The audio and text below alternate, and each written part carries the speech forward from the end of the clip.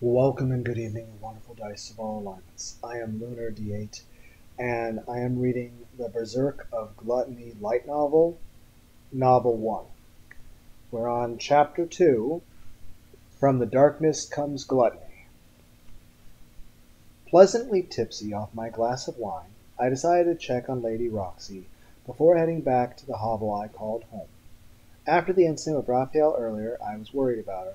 Raphael was as sly as they came, but I didn't think he would lash out right away. Still, I couldn't get his cunning smile out of my head. I knew a weakling like me would be of no help to Lady Roxy if anything happened, but I could at least provide her with a human shield. I followed the moonlit roads to a point from which I could see the castle gate. Lady Roxy stood resolute at her post. I heaved a great sigh of relief. I had worried over nothing, it seemed. My soul at ease, I wished her good luck from the bottom of my heart. As I made to leave, I spied a flock of shadows scrambling up the eastern castle wall. That area was a blind spot for anyone on guard duty, and it was only by coincidence that I spotted it from where I stood. Bandits. It had to be.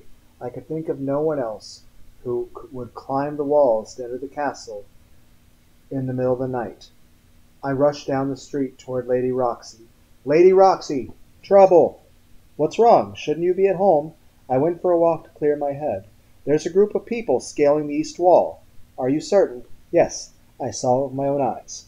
I wasn't sure Lady Roxy would believe me, but she looked at me in the face and said, I trust you. I'm heading out there now. Will you look after the gate while I'm gone? Yes, of course. She passed me the gatekeeper's spear. Good luck, Lady Roxy, I said. Leave it to me. Lady Roxy unsheathed a silver sword from her belt. As long as I have this with me, I'll be fine. She sped off toward the eastern wall. Instantly she disappeared into the darkness. Wow, those holy knights are fast. Then I heard the screams of the men inside. It was easy to imagine quick, gallant Lady Roxy cutting the bandits down, one after another. Judging by their screams, the bandits had come in significant numbers. There were definitely more than 2 or 3. Still, Lady Roxy was a holy knight. A group of lowly bandits couldn't catch her off guard. Sure enough, the sounds of battle soon faded into silence. Just when I thought it was over, a lone man staggered out of the darkness toward me. As he drew closer, the moonlight brought his features into sharp relief. My breath caught in my throat at the sight of him. The bandit's right arm had been cut off, and as he stumbled toward the gate where I stood, he tried desperately to stop the bleeding with his left hand. His face was pale, sickeningly white from blood loss. I gripped my spear. I wouldn't let him get away. It didn't matter that he was a dying human being. He was a thief, a violent criminal, and he needed to be stopped. If he escaped while I was covering for Lady Roxy, the blame would ultimately fall on her shoulders. I couldn't let that happen. I had to kill him. He's wounded, I thought. Even someone as weak as me should be able to handle this. Gritting my teeth, I thrust my spear with everything I had. It pierced the bandit's heart. He gripped the spear with a wild, intense glare, then fell on his back in horrific spray of blood. His arms and legs spasmed for a time, until finally his body stopped moving. There was no mistaking it. The bandit was dead. I did it. I killed him. Huh? I felt something flow into my body, followed by the echo of a metallic voice in my head. Gluttony skill activated. Stats increased. Vitality plus 120. Strength plus 150. Magic plus 100.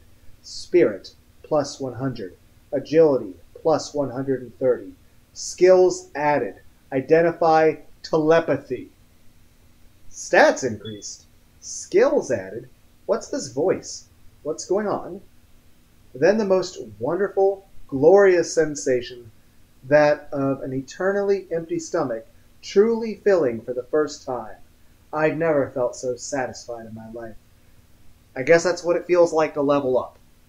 Sounds awesome. While I was lost to this ecstasy, Lady Roxy returned to the gate. She took my hand and looked me over, checking for injuries. Are you okay? Are you hurt? Is he all right? He looks pale. Oh, I'm so worried. What was that? I could hear Lady Roxy's voice in my head? What? She wasn't speaking, but somehow her words swam into me. What's wrong? She asked. No, it's nothing, I said. I'm fine. He's fine. Thank God he's okay. Yay, someone cares about me! Lady Roxy's relief echoed through me again. When she released my hand, her voice faded. Wait, does telepathy only work when I'm touching people? If it's mind reading, shouldn't it have longer, range? My brain has the worst Wi-Fi ever. Were those her thoughts? Was I reading her mind? Stranger things had happened, hadn't they? Perhaps this was an after effect of the shock of battle. Perhaps I was simply imagining her voice. It wasn't as though I could just go touching Lady Roxy again to make sure. She was a holy knight, after all. In any case, holy knights were phenomenal. In total, 10 bandits had broken into the castle, and Lady Roxy took them all on by herself. I had taken care of the last straggler, but only because Lady Roxy left him pretty much at death's door. The castle was safe, all thanks to her. Lady Roxy, please, I said. I can't take any credit for what happened here. Oh, but you must. You defeated one of the bandits, too. I had a reason for avoiding official involvement. Raphael and his siblings. If they discovered that I'd helped another holy knight while I was meant to be on duty in service to their house, they'd go berserk. I had no idea what they'd do to me, but given how Raphael felt about Lady Roxy, I was certain I'd be in for an even harsher education session. If Lord Raphael hears about this, I said, it's not going to be good for me. Ah, I see. Very well. I'll do as you suggest. Thank you. No, please. I should be thanking you.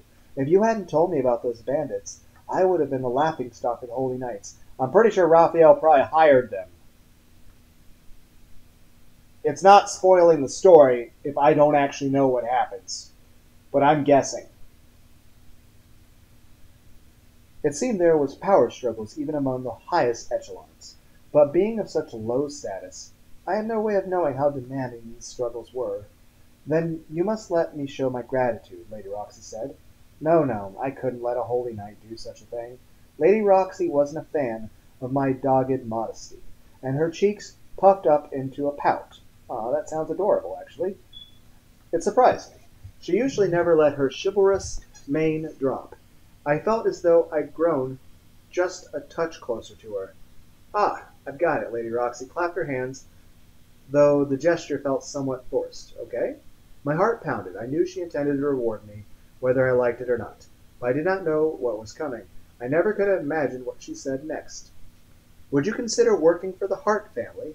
If I told my father about what happened here, I'm certain he would agree to hire you. What? But I don't even have any skills, and I'm not worthy. That isn't true at all. Did you not just now defeat a bandit by your own hand?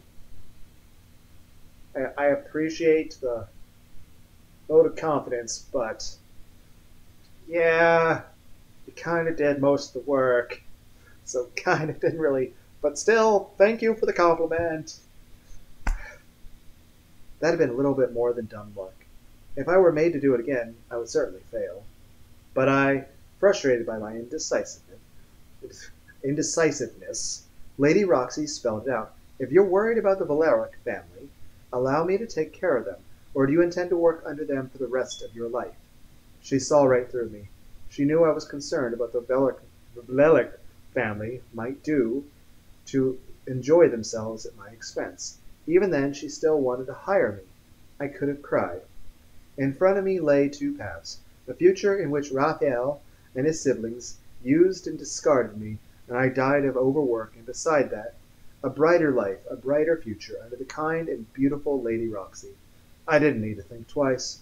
I was already one of Lady Roxy's devotees. This was like a dream come true. Lady Roxy, I said, I accept your offer.